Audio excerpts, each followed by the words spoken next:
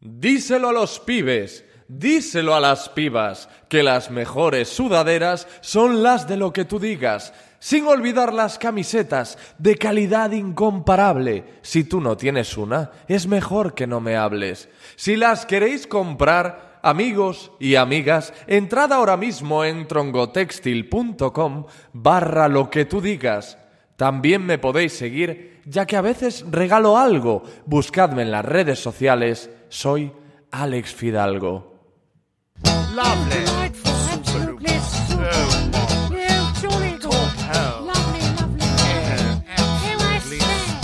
Lo que tú digas, con Alex Fidalgo. You'll find us in high places, but we are not your friends. We use you and abuse you all for our own twisted ends. You think that it's your country, it's ours, you silly twits.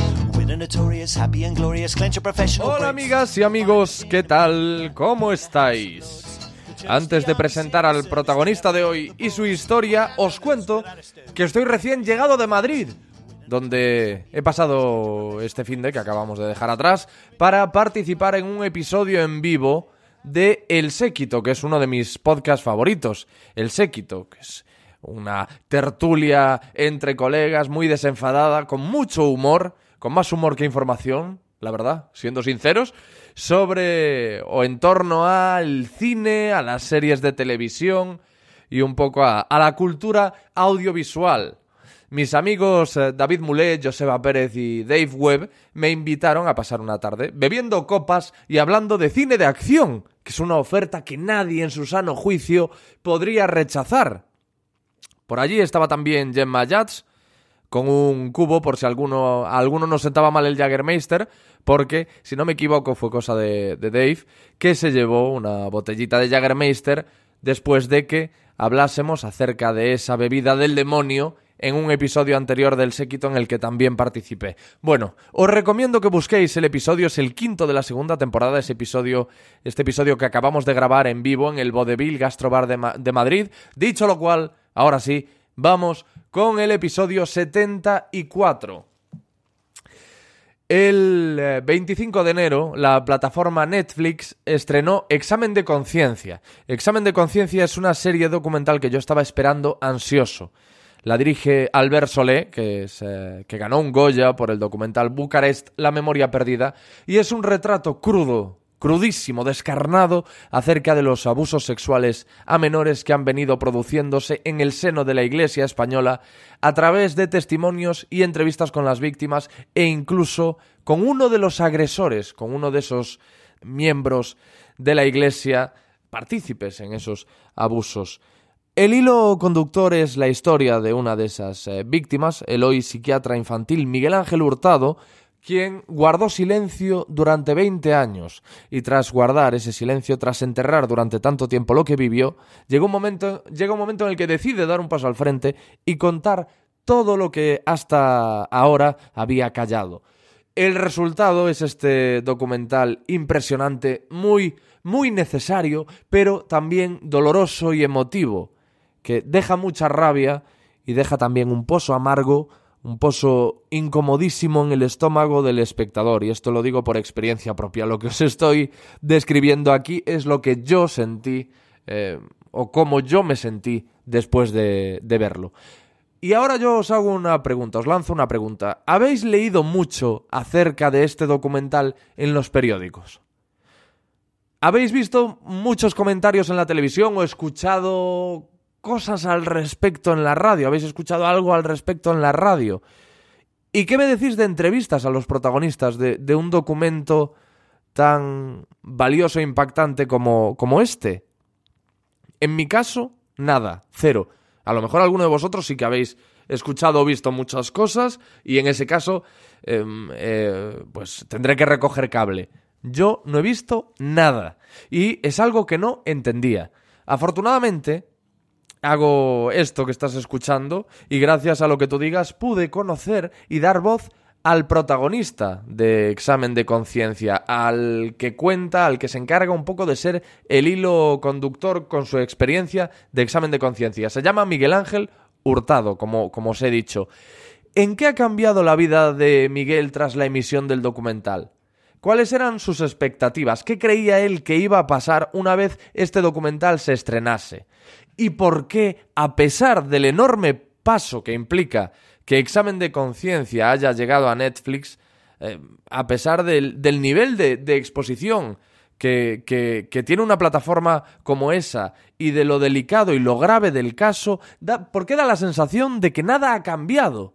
A todas estas y a muchas más dudas me responde Miguel. Y antes de darle paso, os recuerdo que en este mismo podcast, en el episodio 30, podéis escuchar otro testimonio que se prodiga más bien poco en los medios, y es el de un ex testigo de Jehová que se puso en contacto conmigo para contarme lo que vivió dentro de la congregación y las consecuencias que sufrió tras abandonarla.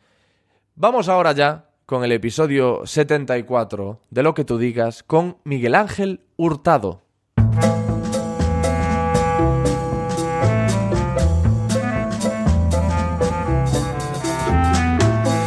Este es el famoso libro que le publicaron. Ah, el que le publicaron el de al... Memorias. Ajá. Escoltisme Montserrat, escrito por Andreu Soler. Es un libro de... Que Andreu Soler es el abusador. El monje... Memorias, vale. Con prólogo de Jordi Pujol. Y en el libro lo que hace es relatar... Sí, hacerse un homenaje. Claro, sí. Es como un autotributo, ¿no? Sí. A un gran trabajo. Al gran trabajo. Es un reconocimiento del trabajo bien hecho. Claro, y el saber de la mera existencia de este libro a ti, pues... Claro. Imagínate, a ti y seguro que a más gente. Porque has encontrado a más víctimas de este monje. Sí, yo te comento. Yo denuncié ahora unas 3 semanas, ¿vale? Después de 20 años de silencio. Y denuncié tanto en prensa tradicional, El País y El Periódico, como en Netflix, en el documental Examen de Conciencia. Uh-huh. Yo siempre sabía en mi interior que no había sido el único, que Andreu Soler era un depredador sexual, pero no tenía evidencia. De mi entorno, cuando yo subía al grupo de jóvenes, no conocía a nadie que le hubiera pasado. Y desde que denuncié hace 3 semanas, pues ya han habido otras 9 personas que han contado episodios similares. O sea que ya somos 10 denunciantes en total.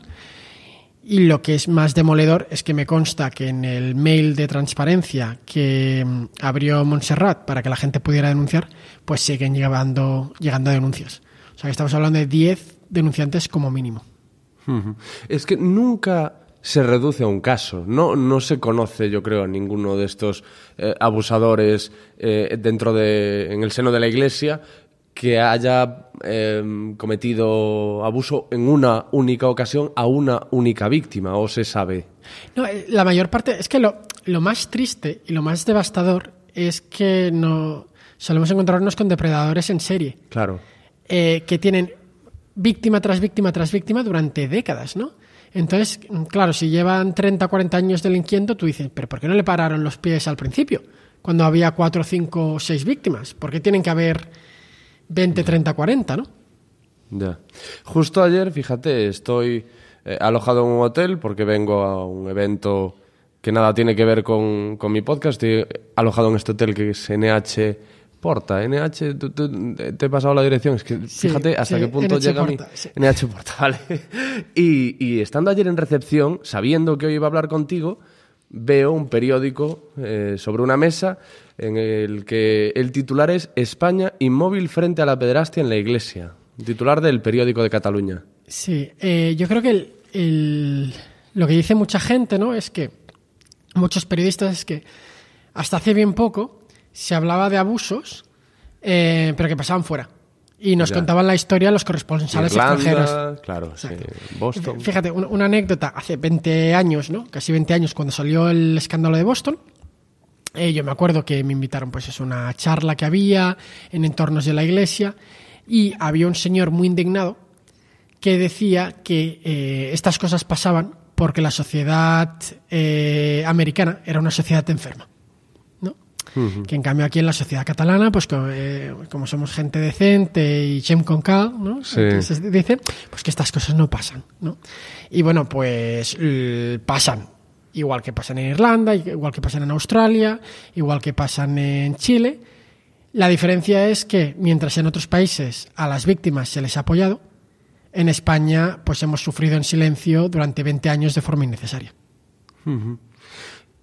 ¿Ha cambiado algo con la emisión de este documental de Netflix? Yo lo que me parece, y corrígeme si me equivoco, es que no ha tenido la suficiente repercusión mediática, en el sentido de que no te ha dado tanta visibilidad a ti, a lo mejor más allá del propio documental. No, yo creo que lo que ha pasado, y no es solamente con el documental de Netflix, sino con las historias que están saliendo, es que cuando tú analizas la gravedad de los hechos, en otro país la repercusión mediática hubiera sido mucho mayor.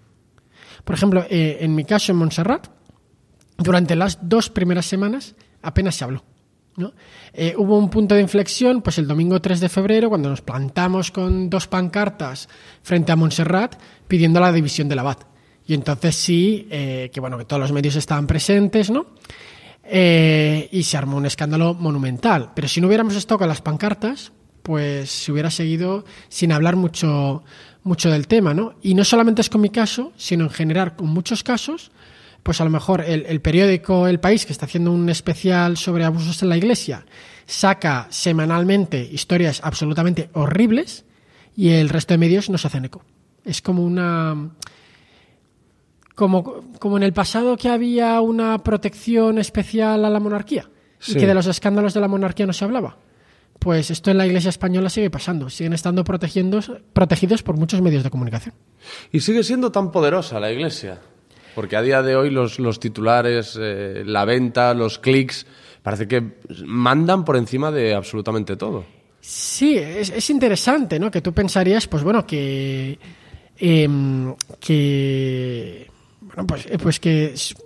son historias que deberían tener tirón, ¿no? Uh-huh. Pero no voy a decir nombres en concreto porque no hace falta, pero ayer me comentaba un periodista, que amigos suyos de una redacción de un medio de comunicación muy conocido, que los periodistas estaban negros porque ellos querían cubrir el caso Montserrat en mucho más detalle y todos los casos que están saliendo en Cataluña, pero que el editor del periódico, que es una persona muy católica, pues no quería que se le diera resonancia. No, y te digo esto también porque yo he dicho, bueno, pues para prepararme un poco la entrevista con Miguel voy a buscar entrevistas que le hayan hecho. Y no he encontrado demasiado. No. Es que es lo que a mí me... Digo, joder, yo estaba convencido de que iba a encontrar 1000. Digo, después de la emisión de este documental tan controvertido y del que tanto se ha hablado, digo, Miguel va a estar por todas partes. Voy a escuchar, voy a sacar cosas. Me ha costado Dios ayuda, te he encontrado con Pepa Bueno y... Y para de contar. Claro. No, yo creo que tiene que ver mucho con la cultura, ¿no? Yo no me esperaba esta reacción, ¿no? Yo me había preparado mentalmente para una reacción más hostil. Ajá. No de que me atacaran, no de que dijeran que me lo estoy inventando, que es un ataque a la Iglesia, ¿no? Pero yo creo que la Iglesia está tan desprestigiada que eso ya no funciona. Entonces, la estrategia que están utilizando es que no se hable, ¿no? Que no se hable del tema, no dar resonancia. Entonces, pues los medios de comunicación o los periodistas, que serían más afines a la Iglesia, pues lo que hacen es intentar evitar posicionarse. Pero no creo que sea solamente un problema de los medios de comunicación. Yo creo que los medios de comunicación en España no están haciendo bien su trabajo, como lo han hecho medios extranjeros, en Estados Unidos o en Chile o en Alemania o en Australia. Creo que también es un problema cultural. Y no es solamente de abusos en la Iglesia, sino de abusos en general, ¿no? En la cultura española, la respuesta que se da es intentar no hablar del tema. Es un tema desagradable, es un tema incómodo. Si miramos hacia otro lado, si pretendemos que el tema no existe, pues problema solucionado. En Examen de Conciencia, en el documental, hay un portavoz de la Iglesia que dice que, bueno, que se sabe que en la Iglesia los abusos sexuales se han cometido un número determinado de veces, bastante impactante, pero dices que creo que si miramos en otros sectores, colegios, orfelinatos, nos encontraremos con cifras parejas. Pero la realidad es que no, porque de hecho aquí mismo, en este ejemplar del periódico, encuentro un estudio que han elaborado en Australia, según el cual, estudiando colegios, orfelinatos, etcétera, el 58% de los abusos sexuales son en el seno de la Iglesia. Yo creo que hay varias cosas. El primer problema es que en España no tenemos datos fiables. Es decir, no se hacen periódicamente estudios epidemiológicos de toda la población española para saber la prevalencia de violencia contra los niños. No solamente delitos sexuales, sino también maltrato físico, maltrato emocional, no solamente casos que suceden en la iglesia, sino también en la familia o en deportes. Entonces, el último estudio que se hizo fue un estudio de un catedrático de la Universidad de Salamanca y fue en el año 1994. O sea, tenemos datos de prevalencia de hace 20 años. Pues eso refleja muy bien la voluntad de no saber, ¿no?, de las instituciones. Porque si tú mides la violencia contra los niños de forma periódica y te salen unas cifras muy altas, tú tienes que hacer algo, ¿no? Claro. Y luego, el problema, aun siendo muy grave, no es que haya muchos menores abusados, no es que haya muchos sacerdotes abusadores, las cifras hablan de un 7%. Para que nos hagamos una idea, estaríamos hablando de 1.200 curas pederastas en España. El problema es el encubrimiento estructural y sistémico y persistente en el tiempo. O sea, el problema no son el 7% de curas abusadores, sino el 99% de obispos encubridores. ¿Y por qué esto pasa? Hay esta incidencia de agresores sexuales en la Iglesia. Impunidad y acceso a menores. Estos dos temas creo que son muy importantes. Primero, la Iglesia ha tenido tradicionalmente el monopolio de la atención a la infancia, a nivel de educación, a nivel de catequesis, a nivel de atención a menores vulnerables, ¿no? Entonces, claro, si tú eres un pederasta, vas a un sitio donde haya niños y donde puedas hacer lo que te dé la gana, que nunca te va a pasar nada porque te van a proteger. O sea, ¿tú crees que se meten se introducen en la Iglesia siendo pederastas antes? A ver, normalmente los abusadores de menores se ponen a trabajar con niños, no se van a trabajar a un geriátrico. Porque, a ver, son pederastas pero no son tontos. Entonces, si tienen esas tendencias, buscan un lugar donde puedan poner en práctica sus deseos sexuales. No es casualidad que, en mi caso, el Germán Dreu fue el fundador del grupo de jóvenes y lo dirigió durante 40 años. Entonces, él ya su vida profesional la enfocó a la atención a los jóvenes y adolescentes, ¿no? No se dedicó a ser un filólogo o no se dedicó a investigar la liturgia o a la coral, ¿no? Sino que se enfocó específicamente a la atención de adolescentes y de adultos jóvenes. Entonces, claro, por eso han salido 10 casos, porque es que este señor estuvo 40 años trabajando con menores. Es que el otro día, hablando con una amiga acerca del documental, ella me decía, yo creo que es el voto de castidad. Yo creo que es por el voto de castidad que se vuelven locos. Se pone mucho el foco en el voto de castidad. Hay que tener en cuenta que el abuso sexual es siempre un abuso de poder. Siempre hay una asimetría muy marcada, ¿no?, entre el poder que tiene la víctima y el poder que tiene el agresor. Yo creo que una razón mucho más potente del nivel de abusos es que la Iglesia ha tenido muchísimo poder. En España como país católico, pero también en todo el mundo. Y, pues bueno, los fieles, y sobre todo los niños, siempre han tenido una actitud muy sumisa, de agachar la cabeza, ¿no? Entonces, porque claro, hay otras instituciones donde no hay celibato y donde también ha habido gravísimos escándalos sexuales, como en la BBC, Jimmy Savile. Sí. Entonces, lo que vemos en el 100% de los casos de abusos a menores es una asimetría de poder. Cuanto mayor es la asimetría de poder, más graves son los abusos. En duración, en número de víctimas, en gravedad de los abusos sexuales, en las consecuencias que tienen. Por lo tanto, creo que es mucho más efectivo intentar establecer medidas que igualen ¿no? El poder que tienen los niños con los adultos de referencia. Y eso pasa pues por medidas protectoras. Por ejemplo, en mi caso, el Germandreu era el fundador, el dirigente y la única persona responsable del grupo de jóvenes. Eso se hubiera solucionado si en vez de tener a una persona, tienes a dos, ¿no? Que se vigilen un poco el uno al otro. Uh-huh. Y si hay una supervisión mucho más estrecha. Entonces, bueno, pues habitualmente se dice en democracia, ¿no?, que el poder corrompe y el poder absoluto corrompe absolutamente. Y por eso en las democracias que funcionan bien hay mecanismos de control, checks and balances, ¿no?, que llaman los anglosajones, para evitar que haya una situación de asimetría de poder muy marcada, porque sabemos que eso lleva a la corrupción, al crimen, al abuso de poder, y eso es lo que no ha pasado en la Iglesia. Y eso por ahora no ha cambiado ni tiene visos de cambiar.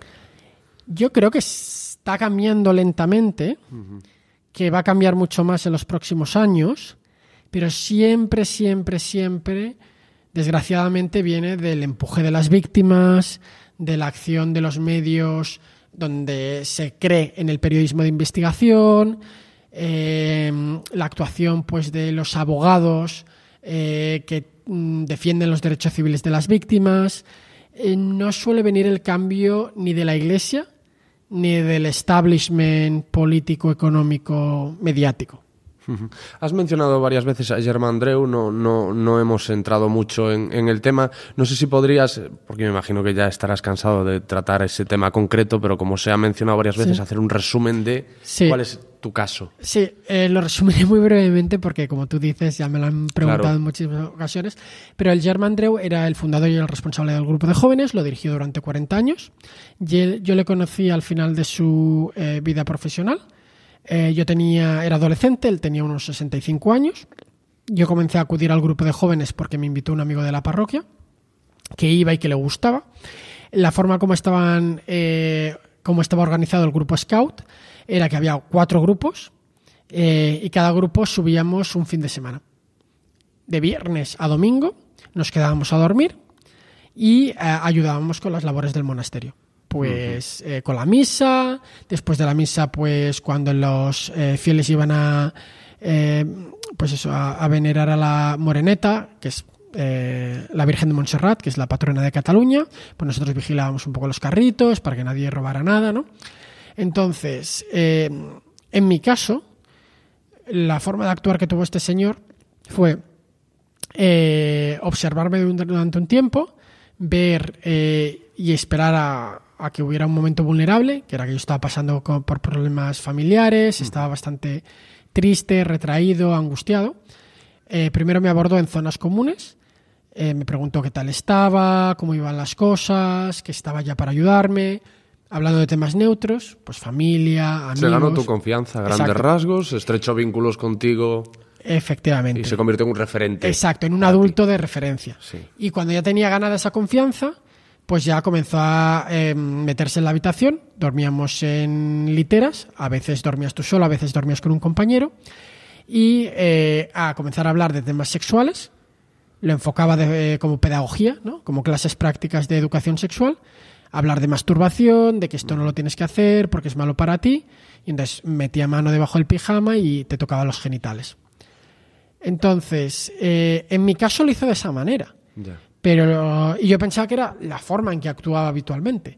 Pero en alguno de los 10 casos que han salido, les atacó el mismo día de conocerles, ¿no? ¡Ostras!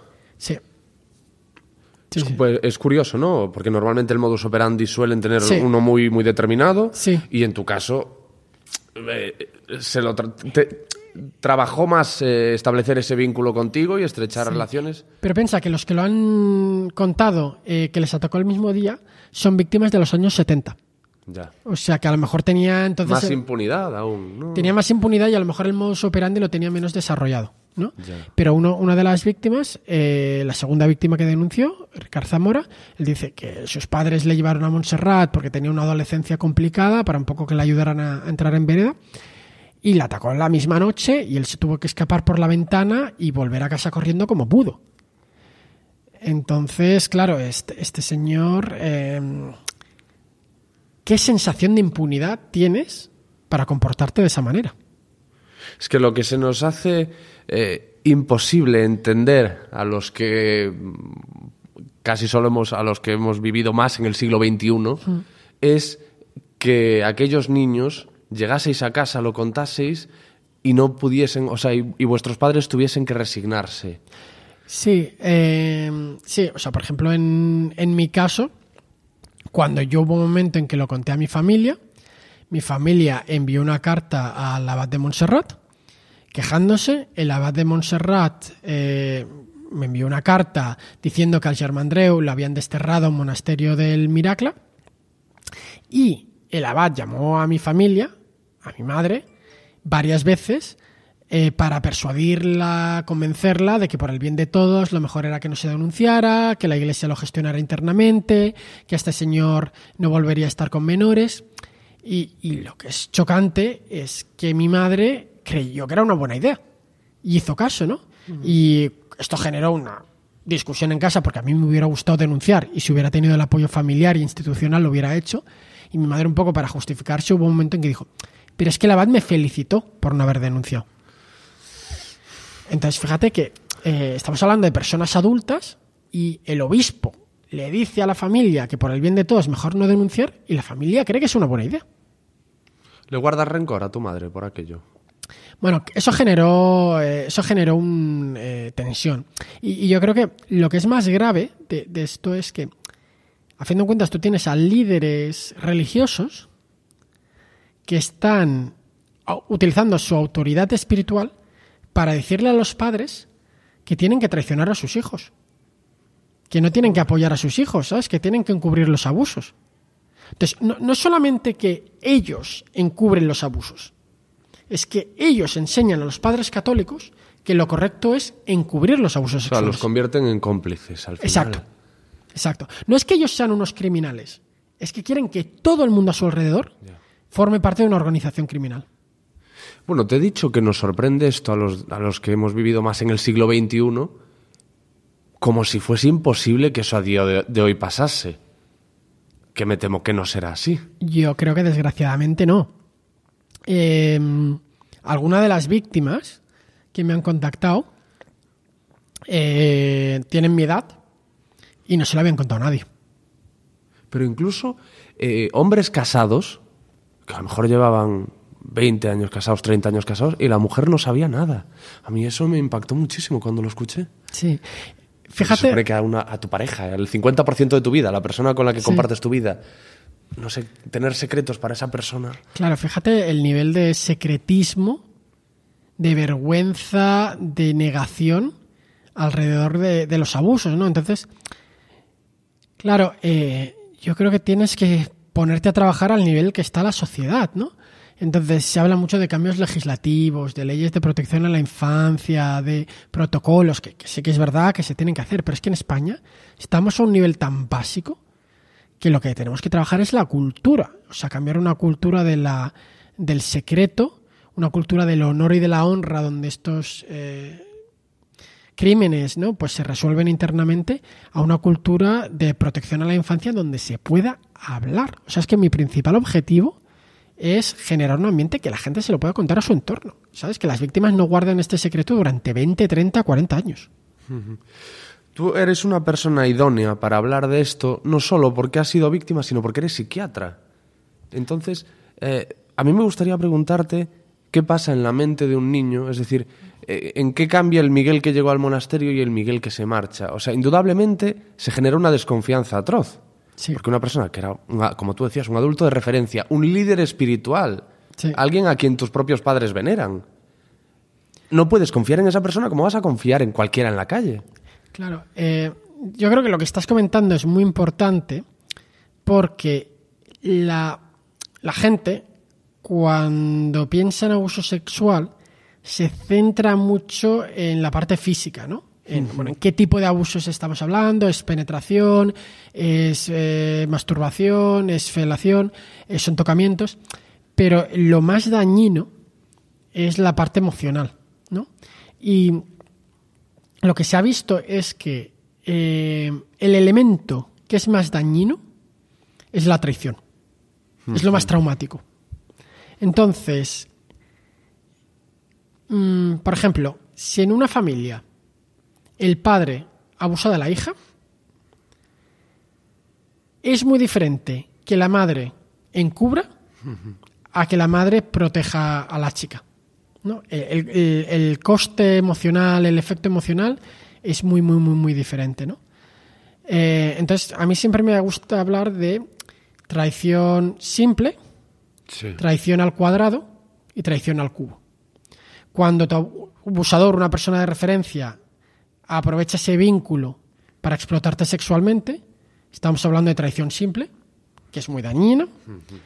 Cuando tú lo dices y tu entorno inmediato, familia, iglesia, deciden cubrir, decide mirar hacia otro lado, decide olvidar, entonces ya estamos hablando de traición al cuadrado. Que es la que tú sufriste Exacto. en su momento. Y ya cuando la sociedad en general, ya no es tu entorno, sino ya es, hablemos ya de la sociedad española, de los medios, de las instituciones, deciden que no quieren tratar el tema, que es un tema incómodo, que es un tema desagradable, entonces ya hablamos de traición al cubo.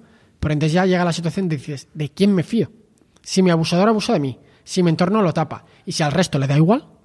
Y no llega un momento en que a lo mejor cuando tú eres víctima de esa traición al cubo, dices, a lo mejor estoy loco. Si mi familia no me cree, no me da pábulo, o se pone de parte del abusador, del agresor, el agresor, por su parte, pues estará feliz y campando a sus anchas, que tú lo ves. Y la sociedad te da la espalda o ni siquiera te presta atención, dices, a ver si voy a estar loco. Sí, yo creo que esto que estás diciendo es muy importante porque tienes la sensación que te están haciendo luz de gas. Claro. Y una de las cosas que muchas veces te planteas es, ¿estoy loco yo o está loco mi entorno? Claro, ¿no? es eso, está loco todo el mundo. Claro. Y una de las cosas más importantes en el tema de los abusos, ¿no?, es la batalla del relato, ¿no? ¿Cuál es el relato de lo que ha pasado? Y entonces lo que resulta muy reparador para la víctima es que haya un relato social en que se reconozcan los hechos y la gravedad de los hechos, ¿no? Por ejemplo, yo desde que denuncié públicamente los abusos estoy muchísimo mejor. Y han pasado 3 semanas, ¿no? Ya. Y lo que ha pasado, ¿no?, la gran diferencia es que en esas 3 semanas ha habido un cambio de la sociedad catalana en que ahora, a nivel de medios, a nivel de gente de la calle, a nivel de políticos, de instituciones, todo el mundo cree mi historia. Y todo el mundo acepta, ¿no?, que el Germán Andreu era un depredador sexual. Porque claro, después de 10 denuncias. Ya. Y eso, ese reconocimiento, es muy reparador. Y sobre todo, ese reconocimiento y luego el reconocimiento de que es necesario denunciar, que es bueno, que es útil, que estos delitos no se pueden encubrir, que no se pueden tapar internamente. Porque claro, puede parecer básico, pero es que a mí durante muchos años me han dicho lo contrario, que tenía que guardar silencio, que mejor no hablar, que estas cosas mejor se gestionen internamente, que los trapos sucios se lavan en casa. Claro, es que eso es otra cosa con la que yo creo que ellos mismos contaban. Con la cantidad de... Es decir, para un niño el simple hecho de denunciar, pues el monje me hace esto, ya iba a tener un montón de consecuencias y le iba a cargar un montón de problemas por los que a lo mejor el propio niño dice, no, es que no voy a decir nada. Claro, yo creo que los niños y adolescentes callan durante mucho tiempo porque tienen miedo de las consecuencias de hablar. Y se denuncia décadas después cuando te das cuenta de las consecuencias de callar, de las consecuencias del secreto. Y ya por salud mental dices, es que esto yo necesito sacarlo fuera. O sea, la gente me pregunta, ¿no? Pues ¿te has sacado un peso de encima? No, yo me he sacado una montaña de encima que me ha estado aplastando durante 20 años. ¿Y tú ves ahora reacciones o cosas de ti mismo que no entendías y ahora puedes darte una explicación y decir, aquello que hice, aquello que dije, era por lo que viví? Sí. Yo creo que durante muchos años, cuando no entiendes qué estás pasando, al menos yo me sentía como un perro verde. muy raro, ¿no? O sea, en la familia, en el entorno, la gente ve que estás mal, pero no entiende por qué. No sabe qué está pasando, ¿no? ¿Qué chaval más raro? ¿Por qué es tan retraído? ¿Por qué estás desconfiado? ¿Por qué evita a la gente? ¿No? ¿Por qué se aísla? ¿O por qué...? Y claro, luego te das cuenta de que era una reacción comprensible y normal a una situación aberrante. Y tú pasaste del silencio al grito, que eso tiene mucho mérito. Bueno, no fue directamente, sino fue progresivo. Lo que ha pasado ahora es la última fase, ¿no? O el último paso, ¿no? Yo durante años, poco a poco, sí que fui contando más la historia. Es decir, esto que hemos estado hablando antes, ¿no? De que gente que no se lo dice a nadie. Pues yo durante muchos años se lo dije a mucha gente. No solamente a nivel de familia, hice terapia durante muchos años en que hablamos repetidamente de los abusos, se lo conté a amigos, gente de mi entorno, se lo conté a gente del trabajo, a supervisores, y cada vez me era más fácil contarlo y cada vez tenía más claro cómo quería contar mi historia, ¿no? Luego ya hubo el siguiente paso, cuando ya la gente de mi entorno lo sabía, que fue contarlo a los medios de comunicación, pero sin decir el nombre de mi abusador ni el lugar donde había pasado. Entonces ya vas cogiendo más tablas, ya te sabes manejar con los medios, ya sabes un poco cómo van a ir las entrevistas. Y ya, al final de todo ese proceso, ya me sentí preparado como para decir, bueno, pues ahora es que lo cuento todo. Pero sí, obviamente, no se lo has dicho nunca a nadie. No puedes pasar de allá a hacer un documental de Netflix acusando a una institución como Montserrat. Claro. O sea, es el final de un larguísimo proceso. No, hombre, cuando empiezas a hacer el documental ya tienes una credibilidad. Claro. Ya se sabe, podemos hacer esto. Sí. Porque tú tenías 16 años cuando ocurrió esto. Sí. Es que supongo que lo sabrás, pero a Sí. mucha gente le sorprende Sí. que tenías ya cierta edad como para incluso oponerte de forma agresiva a cualquier Sí. tipo de contacto. Pero claro... Eso. Sí, pero bueno, tú miras llevan 10 víctimas, ¿no? Uh-huh. Tú miras las edades y estamos hablando de los 14, 15 a los 19, ¿no? O sea que no es algo que me haya pasado solamente a mí, sino era un grupo de adolescentes, y de adultos jóvenes, no era un grupo de niños, ¿no? Entonces, yo no sé si la gente ha estado en Montserrat, ¿no? Pero cuando tú vas a Montserrat es imponente, Ya. ¿no? Es una montaña impresionante.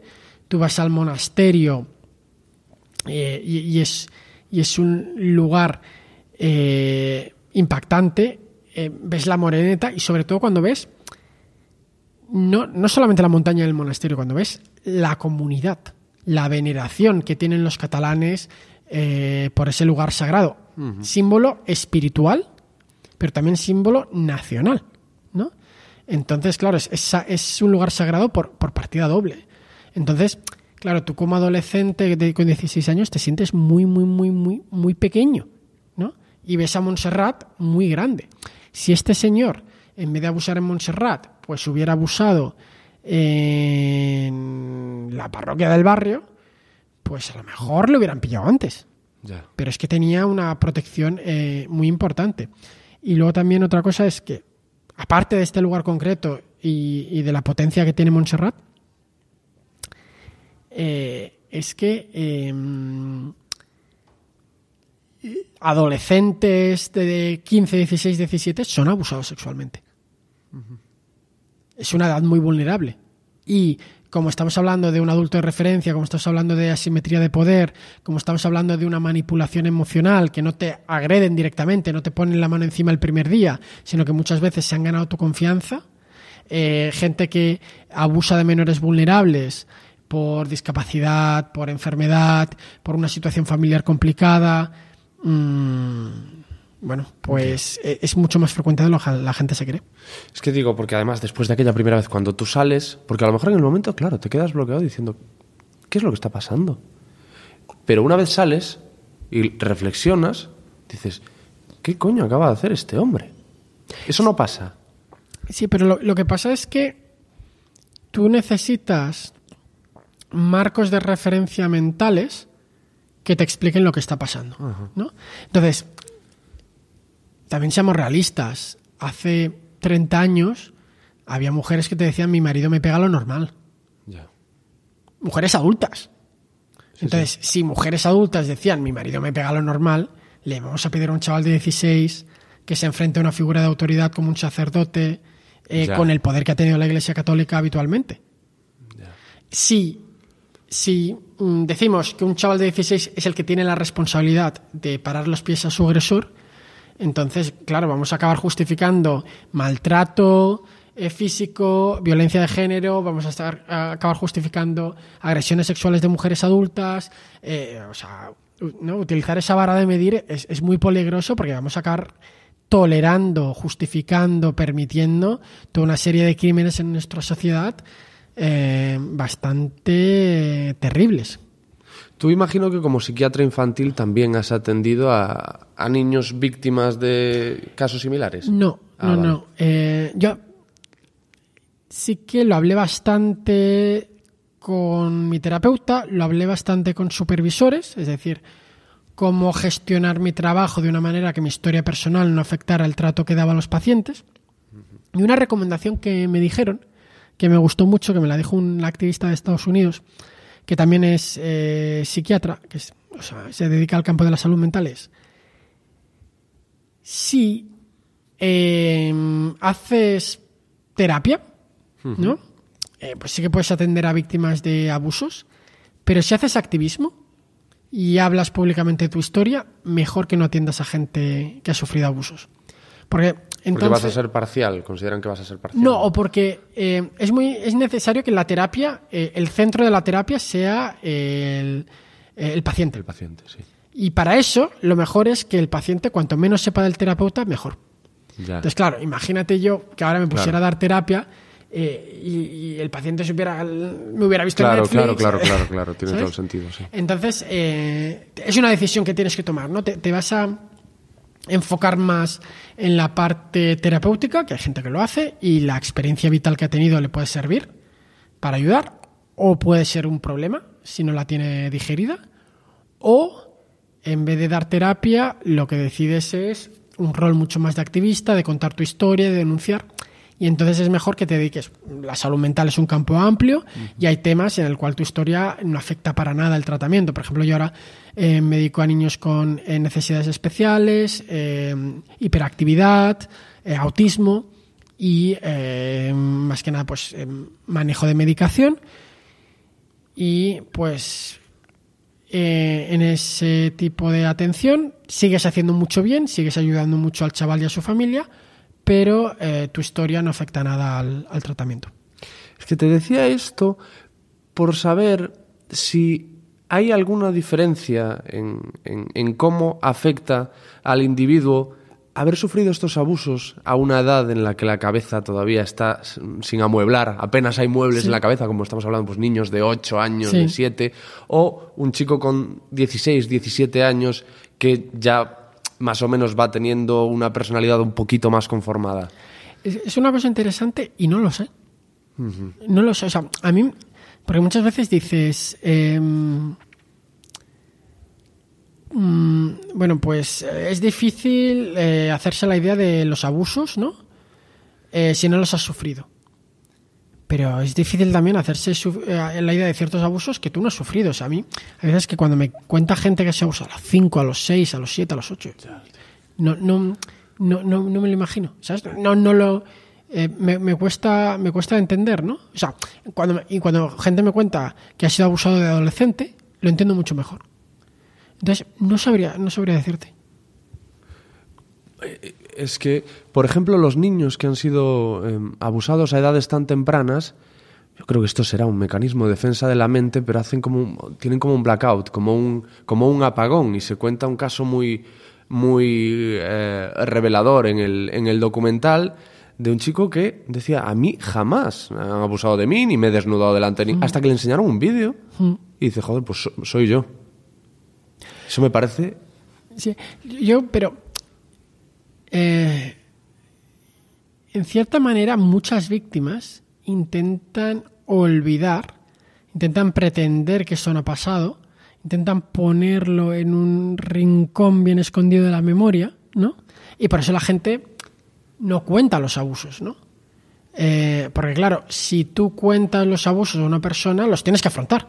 Claro. Y la gente no quiere, ¿no? A ver, ¿cómo lo Es que no es fácil. no, es que, a ver cómo lo diré, es cuando los seres humanos nos encontramos ante situaciones que nos desbordan, que las habilidades que tenemos no son suficientes como para afrontar el problema, pues muchas veces pretendemos que no ha pasado, ¿no? Porque nos viene grande.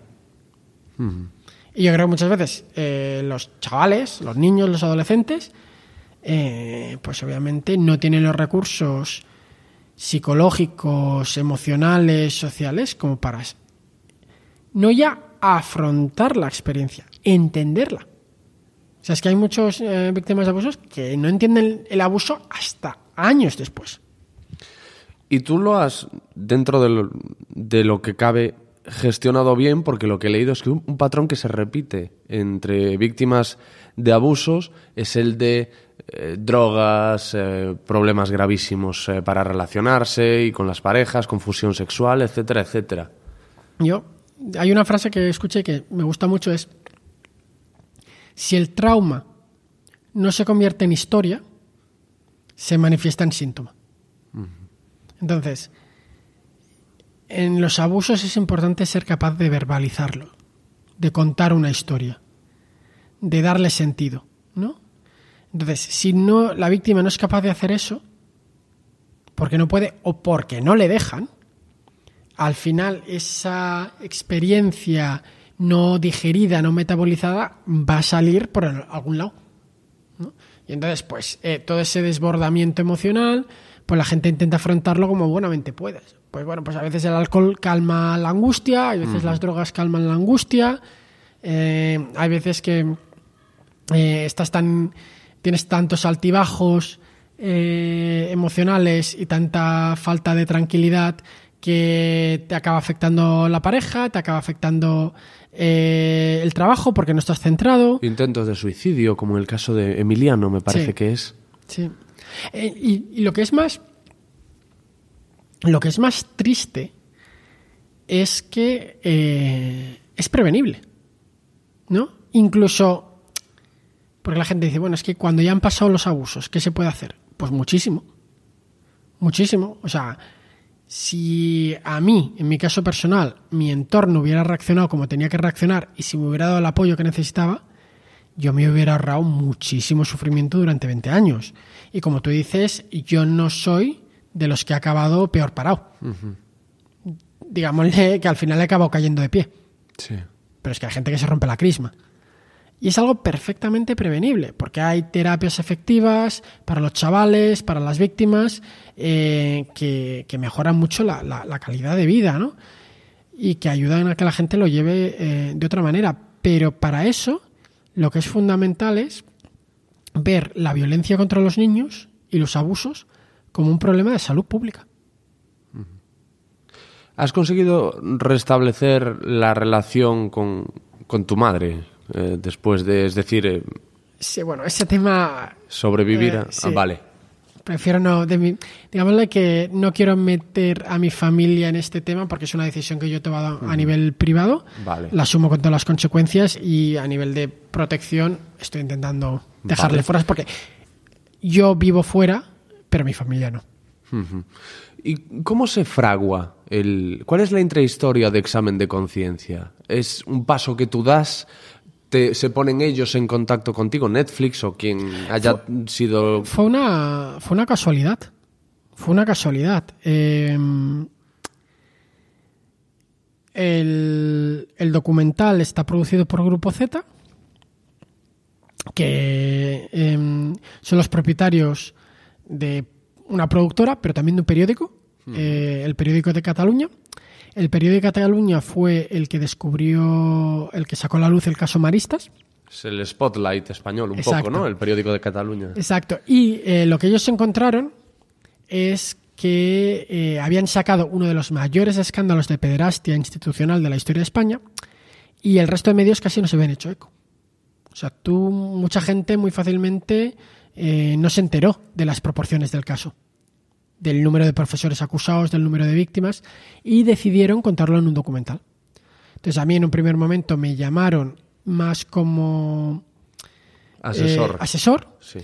El proyecto pues continuó avanzando. Yo no supe más de ellos durante un par de años, y de repente recibo una llamada del equipo de Albert Solé, el director, que me dicen que el proyecto va avanzando, que se está grabando, que Netflix ha comprado los derechos de emisión, que ahora es un producto de Netflix, y que les gustaría hablar conmigo.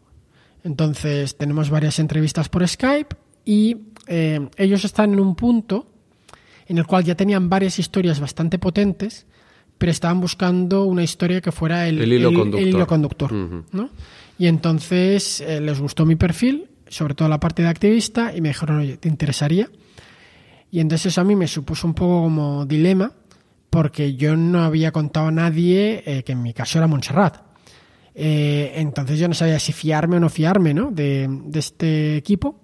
Y entonces lo que hice fue ver uno de los documentales de Albert Solé, que es Bucarest, la memoria perdida, que es la historia de su familia, ¿no? Pues Albert Solé es hijo de Jordi Solé i Tura, que es uno de los padres de la Constitución. Vivieron en el exilio durante muchos años, durante el régimen franquista, y en ese documental, a raíz del Alzheimer de su padre, pues cuenta la historia de su familia, ¿no? Y recupera la memoria. Y entonces, cuando vi ese documental, me di cuenta que Albert Solé era la persona adecuada, no solamente para contar mi historia, sino para contar la historia de la pederastia en la Iglesia española, porque a fin de cuentas es recuperar la memoria. Y todo este viaje de examen de conciencia fue duro, fue un poco reabrir o un poco la herida, o al contrario, o fue todo el tiempo para ti un alivio. Fue más fácil de lo que pensaba. O sea, realmente a mí no me ha costado mucho hacer lo que he hecho, ¿no? Yo creo que tenías todo el tiempo presente lo que podías conseguir. Sí, pero además, sí, lo que podía conseguir, pero también es que como lo tenía que hacer. Ya. O sea, era algo que tenía en mente, que lo tenía que hacer. Y sobre todo, es curioso, como que tenía imágenes catastrofistas de lo que podía pasar, y al final la realidad ha sido mucho más sencillo. Es como cuando tienes un examen súper importante, te piensas que es un hueso que no lo vas a probar en la vida. Me recuerda al MIR, ¿no? Sí. Para medicina. Y luego te lo preparas tanto, durante tanto tiempo, le echas tantas horas que al final cuando lo dices, joder, si me había preparado de más, ¿no? Si al final no era tan complicado. Pues es un poco la sensación que tengo. Yo pensaba que iba a ser más difícil y no me ha costado tanto. Y cuando terminas, la primera vez que lo viste terminado, ¿lo viste solo? ¿Lo viste con algún amigo? ¿Lo viste con la productora? No, lo vi solo. A mí me lo pasaron antes, porque lo pedí para hacer el fact-checking, para que no hubiera ningún tipo de error. Ya. La primera vez no lo digerí, fue más para hacerme una idea de cómo estaba estructurado el documental, y fue la segunda vez cuando lo interioricé. Y... a ver, ¿cómo decirlo? Me ha sorprendido la reacción de la gente, ¿no? Cuando te metes en Twitter y la gente habla de examen de conciencia y ves el grado de cabreo, el grado de indignación de la gente, yo lo que pienso es, pero si esto lo sabía todo el mundo, si el documental no cuenta nada nuevo, si esto era un secreto a voces, todo el mundo sabía que estas cosas pasaban. Sí, pero es lo que tú decías antes. Sabía que estas cosas pasaban, pero fuera. No, y aquí. Sí. Aquí en España todo el mundo sabía que estas cosas pasaban. Siempre, o sea, el tema de los religiosos, que en las escuelas religiosas metían mano a los alumnos, los abusos en las iglesias. Esto era algo que era Vox Populi. Uh-huh. Sobre todo, pues bueno, en años más pasados, ¿no? Y además se normalizaba. No se hablaba de abusos. Yo hay gente, cuando hablo gente de una determinada generación que, pues eso, se crió en el franquismo, pues le llaman, no, pues es que cuando ibas al colegio de curos te metían mano. No, mira, meter mano es cuando estabas con tu pareja en el cine y ¿no? Entre adultos y pues bueno, es consentido, ¿no? Pero cuando estás hablando de un señor tan poderoso como un sacerdote y un niño o un adolescente, no es meter mano, es abusar. Y no se dice esa palabra, no se habla Es que en de aquellos abuso. tiempos eso existía, el abuso sexual. O sea, existía, pero Claro. el concepto abuso sexual existía. Claro, no. Es que tú lo dices en un momento del documental, dices, no quiero ni pensar ni plantearme Claro. lo que pasó durante aquellos años. Sí. No, totalmente de acuerdo. Es que no, o sea, pero no existía el abuso sexual porque no existía el concepto de derechos de los niños. ¿No? Porque el abuso lo que quiere decir es que pisotean tus derechos. Para que pisoteen tus derechos, primero tienes que tener derechos. Se te tiene que reconocer como una persona que tiene derechos, ¿no? Entonces, los derechos de la infancia es que son muy recientes, ¿no? La Declaración Universal de los Derechos del Niño es del año 1989. Yo nací en el 82.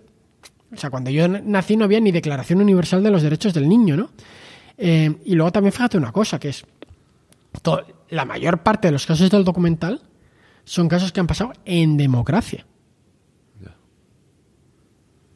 Cuando se supone que, bueno, pues que los derechos civiles están mucho más reconocidos. Y fíjate que el documental, los abusos que refleja son en democracia.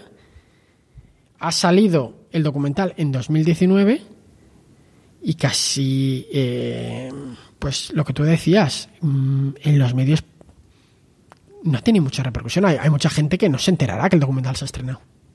Sí, es que yo cuando vi el tráiler, porque Netflix pues pone, publica un tráiler en sus redes sociales y en la propia plataforma, yo digo, esto va a ser un bombazo, que se va a hablar de esto, porque además es un documental que está muy bien hecho, ¿eh? O sea, ya no es solo el caso en sí, es un documental, como documental es de una factura estupenda. Y yo estaba convencido de que iba a tener muchísimo eco. Y ya te digo, me he sorprendido buscándote. Digo, ¿cómo es esto posible? Pero fíjate una cosa, yo creo que... Y por eso también lo hice en Netflix. O sea, por eso yo conté mi historia en Netflix, porque yo no me fiaba. Ya. No me fiaba de la sociedad española, no me fiaba de los medios españoles. Y entonces yo digo, yo quiero que esto esté en Netflix, porque entonces no le pueden hacer boicot.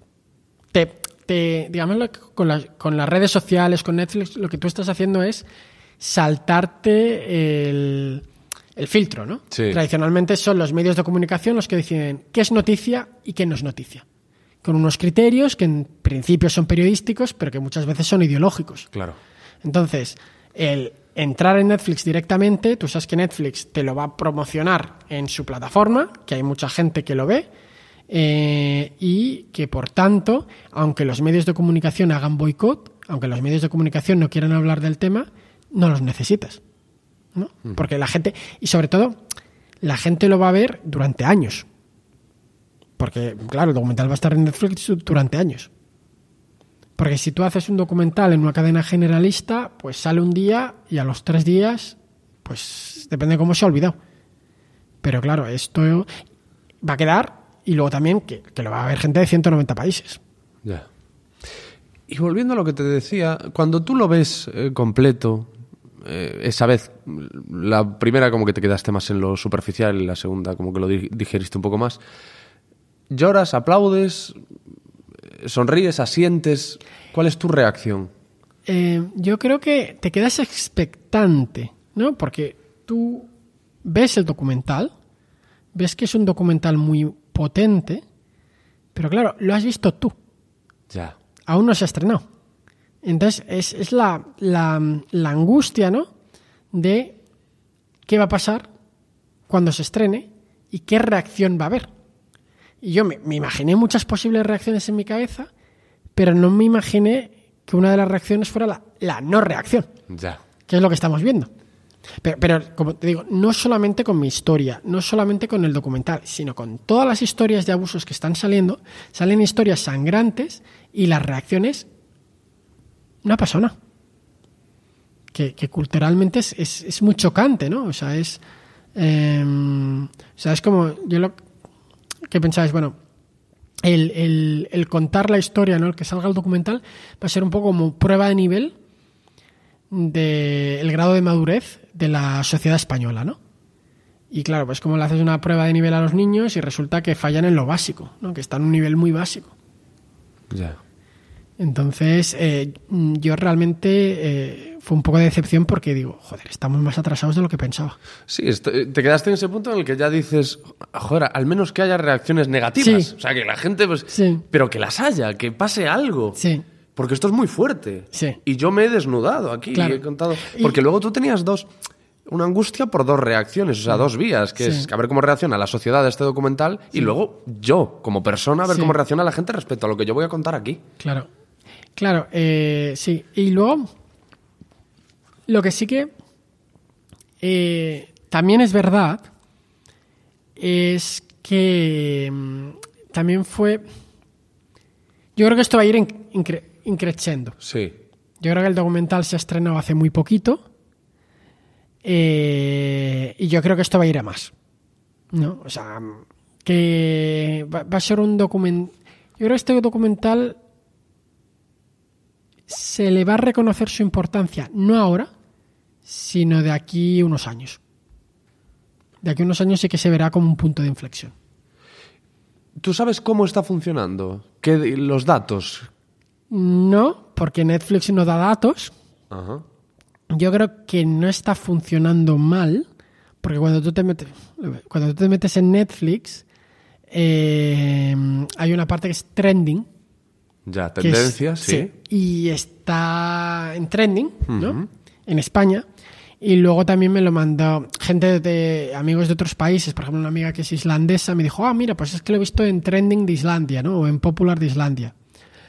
Y luego también que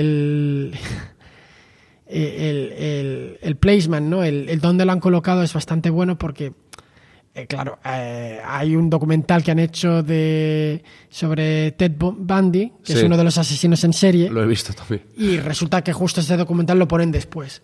Entonces, pues bueno, tiene muy buena introducción, ¿no? Porque la gente, el tema de los asesinos en serie interesa bastante. Entonces, pues cuando ven este documental, pues se ven el siguiente, ¿no? Y tiene mucho sentido que le hayan puesto uno al lado del otro, porque en uno es un asesino en serie y en el otro es depredadores en serie, ¿no? Entonces, bueno, pues por esa parte parece que debe estar funcionando bien.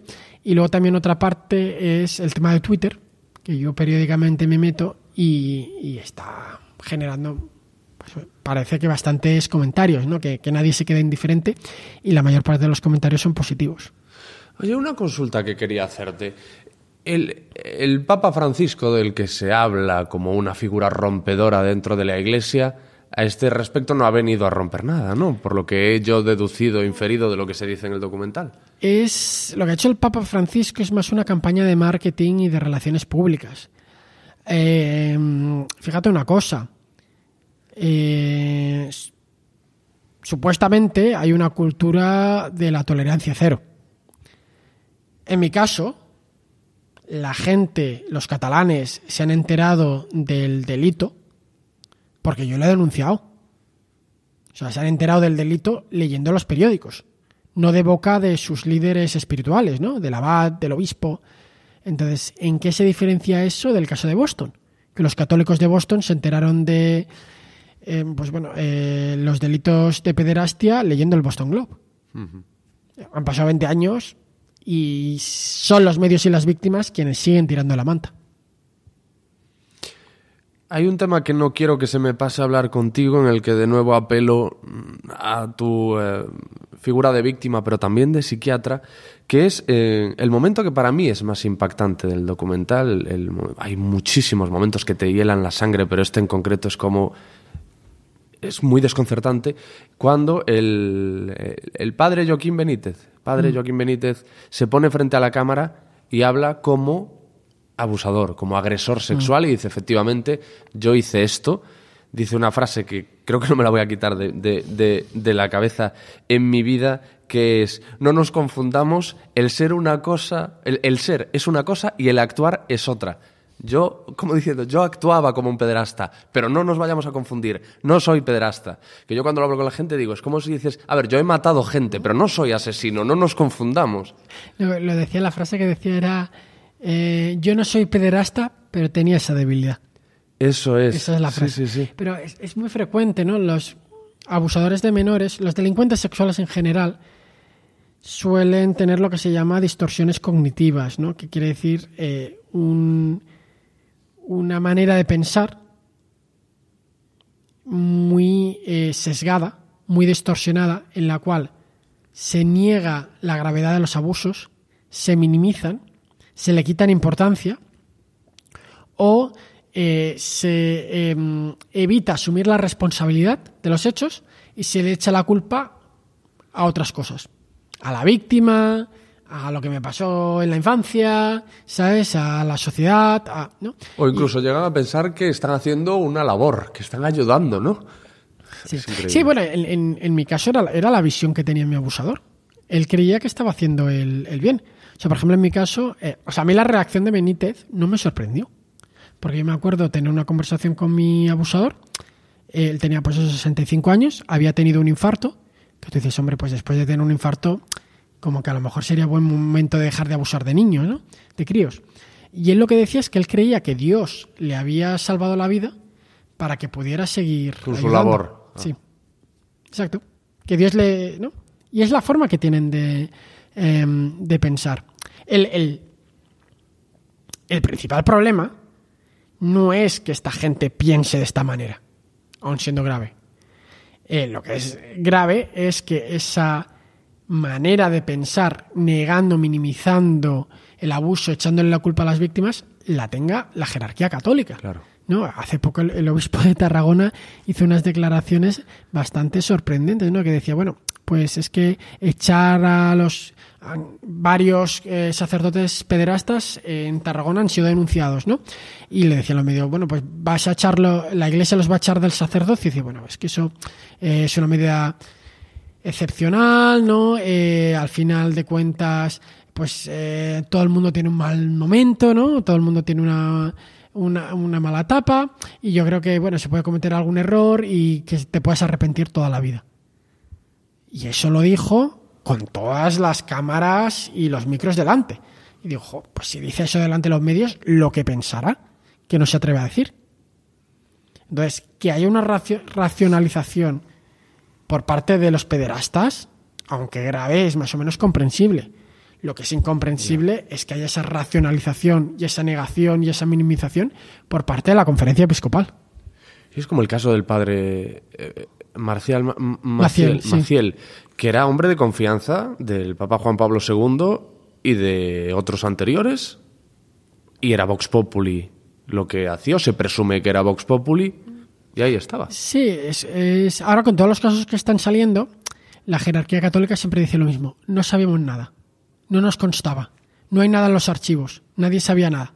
Y es mentira, ¿no? Porque en la Iglesia, cuando pasa algo, inmediatamente llega a oídos del obispo, porque el entorno de la Iglesia no irá a la comisaría, ¿no? Las monjas, los sacerdotes, los padres, desgraciadamente no van a la comisaría, que es donde deberían ir, pero al obispo sí que se lo dicen, porque piensan que el obispo hará algo, y el obispo lo que hace es moverlos de sitio.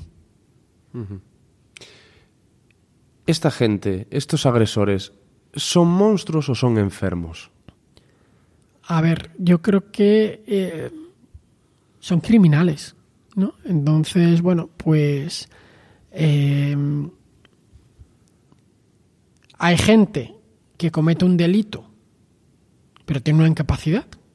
Tú puedes tener esquizofrenia, un brote psicótico, oyes voces que te dicen que tienen que matar a alguien y matas a alguien, y entonces tú has cometido un crimen, ¿no?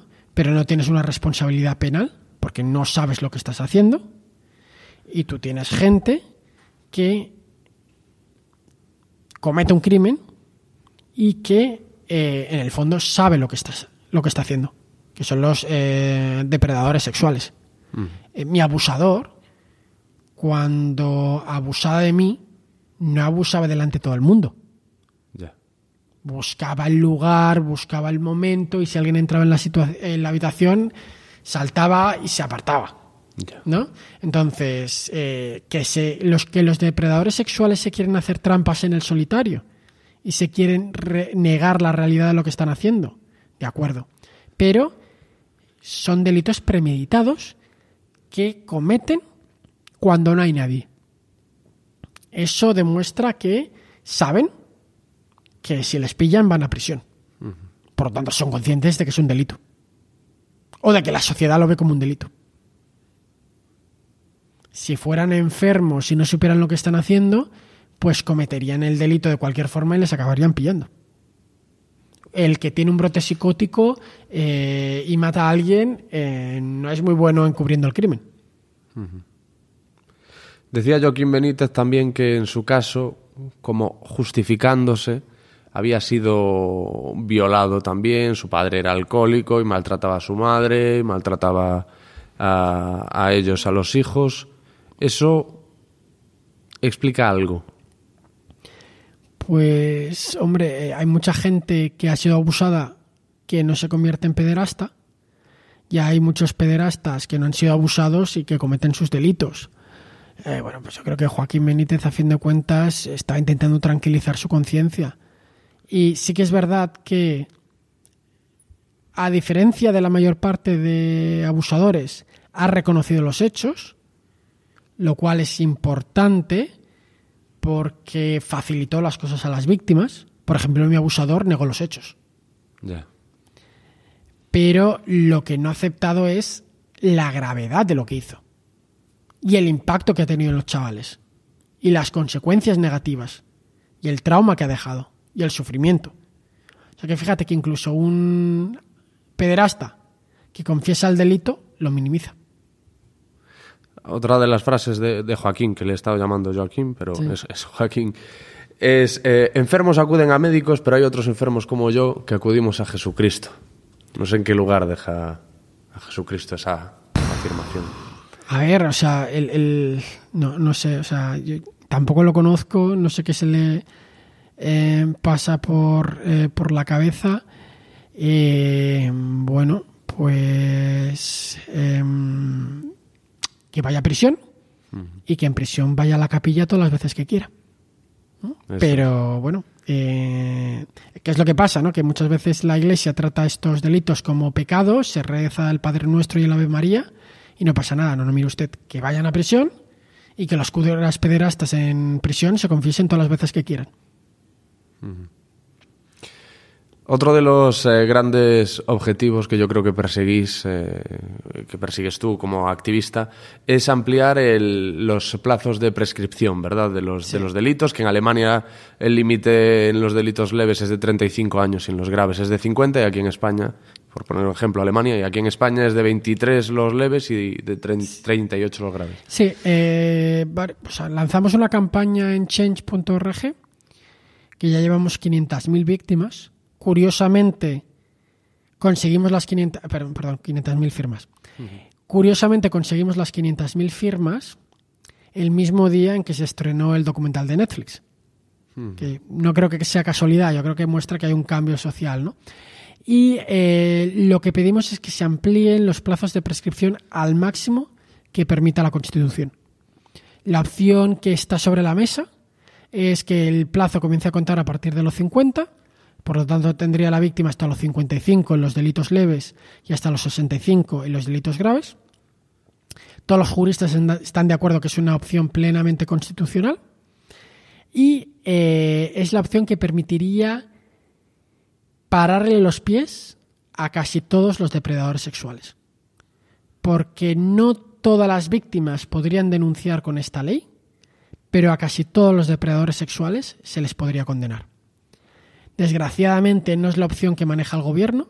El gobierno ha propuesto una opción mucho menos ambiciosa. Ha propuesto un parche que no va a servir de mucho, que es que comience a contar el plazo a partir de los 30. Y yo lo que siempre explico es que con la propuesta del gobierno, el caso Montserrat, si mi abusador siguiera vivo, quedaría impune. Porque yo tengo 36 años, soy de las víctimas más jóvenes, y con la propuesta del gobierno, yo a los 35 años ya no podría denunciar. ¿Y cambiará eso? Dependerá mucho de las víctimas. Si las víctimas siguen denunciando como han hecho hasta ahora, tarde o temprano, como ha pasado en otros países, se llegará a una masa crítica que obligará a los políticos a reaccionar. Porque a fin de cuentas, en todos los países lo que se ha visto es que una víctima sola, un caso solo, no cambia nada. Cuando estamos hablando de un sistema, de una estructura tan consolidada, hace falta una masa crítica, ¿no? Es el Spotlight de Boston, es el Me Too de Harvey Weinstein, ¿no? Se necesita mucha gente que tenga la valentía de denunciar. Y cuando eso pasa, es cuando ya no se puede ignorar el problema. Cada vez van saliendo más casos, cada vez va quedando más claro en toda España, porque ya está comenzando a salir casos de toda España, que la ley es insuficiente. Y bueno, pues los políticos a lo mejor pondrán un parche este año, pero llegará un momento que si siguen saliendo casos no les quedará más remedio que solucionar el problema. Entonces, bueno, pues es un poco como el tema del matrimonio gay, ¿no? Que hay países que aprobaron el matrimonio gay directamente y hubo otros que hicieron antes lo de las uniones civiles, ¿no? Depende de los políticos. Pueden utilizar una opción intermedia que no contente a nadie o pueden solucionar el problema de la impunidad de una vez por todas. Ha merecido la pena, ¿verdad, Miguel? Este viaje, este examen de conciencia, este esfuerzo, este trabajo, esta implicación y el vaciado y la exposición a la que te has sometido. Sí, o sea, yo creo que es muy importante a nivel personal, ¿no? Que cada víctima es diferente. Yo creo que, bueno, pues que todo el activismo que estamos haciendo está sirviendo, pero el mayor beneficiado ha sido yo. Yo ahora estoy muchísimo mejor. Como he dicho antes, yo no me he quitado un peso de encima, yo me he quitado una montaña de encima. Y si las víctimas españolas comienzan a contar sus historias, no a denunciar a los tribunales o a los medios, sino a contar sus historias con gente de su entorno que les quiere, los mayores beneficiados serán ellos mismos. ¿Te reconoce la gente en la calle, te felicita por tu trabajo, o lo critica o dicen algo al respecto? No, de momento no, lo cual me alegra. Yo lo prefiero. Ya. Era uno de los grandes miedos, ¿no? Pero sí que es verdad que, por ejemplo, el otro día estaba comiendo con unas investigadoras de la universidad pública sobre el tema de los abusos a menores, y me decía la investigadora que una compañera suya de la facultad sí que me había reconocido y le había preguntado, oye, es que Miguel Hurtado, no sé qué, y ella le había dicho sí, ¿no? Uh-huh. Entonces, yo creo que sí que hay gente que si está interesada en este tema, pues ya me comienza a reconocer, pero afortunadamente no me reconocen por la calle. Eso sería de las cosas que menos me gustarían.